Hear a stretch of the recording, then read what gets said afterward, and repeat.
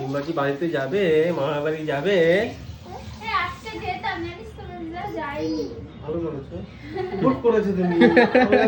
আমি রোনাদি ফোন করেছিল, video call করেছিল, পরে দেখলাম যাওয়া হয়নি। আজকে ভেবেছিলাম ওই বাড়িতে যাবো, হ্যাঁ ঠিকই যাইনি। বাবুরও ঠিকই খুব এসছে। তারপরে আর যাইনি। শোনা কে এসেছে? এটা তো বেবি গার্ল লাগছে। দেখো তাতান তোদের চুলগুলো বড় হয়ে গেছে, অনেকে কমেন্ট করছো যে চুলগুলো কেটে দাও, কিন্তু কাটবো। ওদের সেলুনে নিয়ে গেলে আমরাই জানি ওদের কি যুদ্ধ করতে হয়।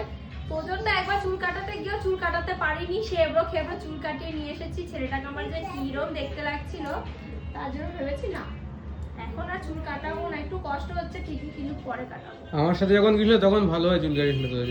হ্যাঁ তোজো কেটেছিল একবার ভালোভাবে চুল, তাতান কাটেনি। তাতান আমরা একবার ভালোভাবে চুল কেটেছে, তোজো কাটেনি। 3-4 দিন নিয়ে গেছি, সেলুনালা বাড়িতে এসছে, বলছে দিদি হবে না।